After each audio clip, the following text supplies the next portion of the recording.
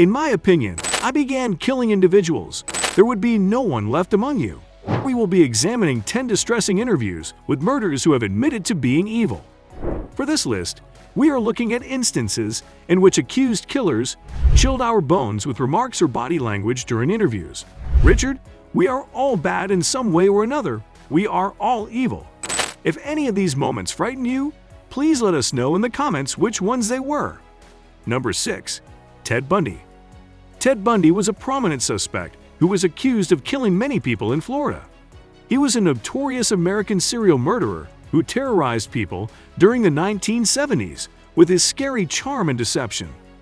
He was committed at that time period. Bundy was responsible for the kidnapping, sexual assault, and murder of a large number of young women and girls, instilling widespread fear and leaving a trail of destruction in his wake. After initially denying any wrongdoing, he eventually admitted to being responsible for 30 murders that occurred between the years 1974 and 1978. On his record, he is guilty of killing a large number of women and girls.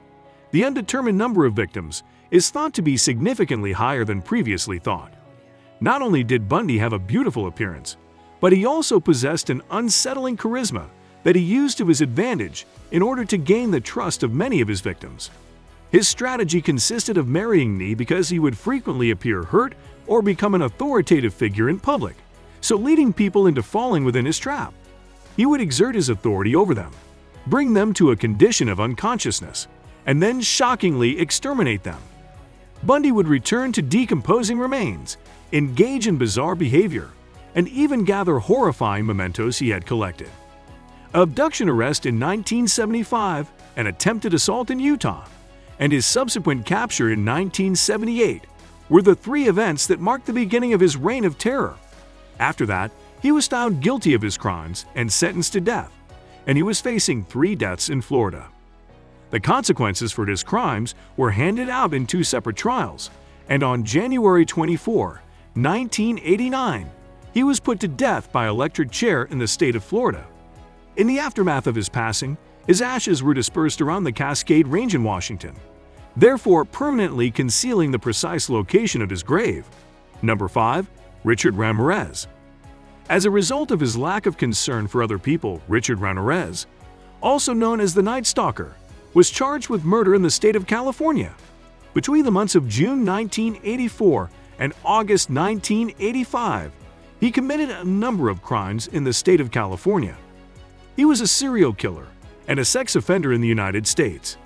The use of cocaine in Ramirez's criminal activities, which included attempted murders, burglaries, and sexual assaults, contributed to the infatuation that he generated with Satanism and the occultist movement. During his 14-month murder spree, which terrorized Greater Los Angeles and the San Francisco Bay Area, he utilized a variety of weapons, including firearms, knives, a machete, a tire iron, and a claw hammer, with the intention of killing as many people as possible. Ramirez subjected his captives to agony and humiliation, compelling them to either profess their love for Satan or make a solemn pledge to him. Ramirez never displayed any amount of sorrow for his actions, despite the fact that he was found guilty of 13 counts in 1989. Unfortunately, he passed away on June 7, 2013, as a result of complications brought on by B-cell lymphoma, chronic drug usage, and hepatitis C. Number 4. Jeffrey Dahmer. Throughout his time in Milwaukee, Jeffrey Dahmer, sometimes known as the Milwaukee Cannibal or the Milwaukee Monster, was charged with multiple counts of homicide. His accusation is that he was a police murderer and a sexual offender from 1978 until 1991, during which time he was responsible for the beheading of 17 persons. In subsequent killings, necrophilia, cannibalism, and the preservation of bodies were all involved. The police were able to apprehend Dahmer after one of his intended victims, Tracy Edwards, managed to evade capture and eventually led them to his residence. Body dismemberment, Polaroid photographs, severed heads, skulls, body parts, and preserved organs were among the evidence that was discovered via the investigation. Several counts of murder in the first degree were brought against Dahmer, and he admitted to participating in 15 counts of incarceration. Providing an explanation for his actions, he stated that he was motivated by a need for control and that lust played a role in his criminal behavior. For a murder that occurred in Ohio, Dahmer was sentenced to 15 life sentences in addition to an additional life sentence. A fellow inmate at the Columbia Correctional Institution in Wisconsin was responsible for his killing on November 28, 1994, when he was battered to death. Number 3. Eileen Wuornos. A highway prostitute in Florida named Eileen Wuornos was responsible for the deaths of numerous of her male customers during the years 1989 and 1990. A number of factors contributed to her challenging childhood, including the incarceration of her father, the desertion of her mother, and the drunkenness and sexual abuse of her grandpa.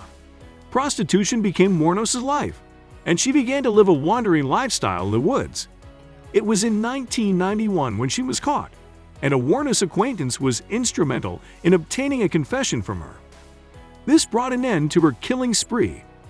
Wuornos asserted that she was acting in self-defense in each of the 7 killings she was accused of, but the facts refuted her allegation. She was put to death on October 9, 2002, with a fatal injection, and she did not show any regret for the acts that she had committed. Number 2. Tommy Lynn Sells. The notorious American serial murderer Tommy Lynn Sells, who was from the state of Texas, was accused of committing a number of murders. It is unknown how many fatalities he was responsible for, but authorities have a strong suspicion that he was responsible for more than 70 deaths. Sells had a difficult upbringing that was marred by a number of catastrophes and allegations of sexual abuse. On December 31, 1999, he committed his most heinous act, which was the murder of Kayleen Katie Harris, who was just 13 years old. Sells asserted that he had committed murder in order to get a rush from a drug high. On April 3, 2014, he was found guilty of execution and sentenced to die. He was executed at a Texas prison where he was given a deadly dose of pentobarbital. A terrifying trail of terror and tragedy was left behind by these serial killers, each of whom had their own distinct histories and reasons for killing. Number 1. John Wayne Gacy. Which is a documentary on Netflix, the John Wayne Gacy tapes did a lot to point out the notorious serial killer's sociopathic tendencies. When it came to shifting blame for his accused crimes, "You're in trouble now, yeah, right? Are you afraid sitting there close to me?" This wasn't the first time evidence to that end has come out, however, as documented by this piece from CBS News to Chicago back in 1992. I don't believe in hitting children. I don't believe in spoiling a child. Either my values are such that if you give enough love to the children accused of murdering 33 kids, and you say you didn't believe in hitting, interviewer Walter J. Compson doesn't need to do much talking in his encounter with Gacy, as it quickly becomes clear that the former pogo, the clown, is trying his best to present alibi after alibi for his innocence. Since Bukovich was not one of the people I killed, I have no information whatsoever on him. Gacy himself is composed for the most part, but there is a moment in which he demonstrates his famous rope trick with a shoelace, which is reminiscent of the method that he used to commit his heinous crimes. He says, "You just turn this, and it causes a tourniquet."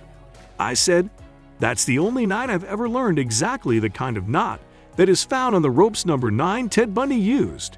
Several aspects of a person, including their demeanor during an interview, are susceptible to change over the course of time.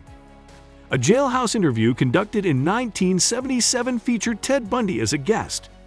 So this is the end of our today's video. Do you like it?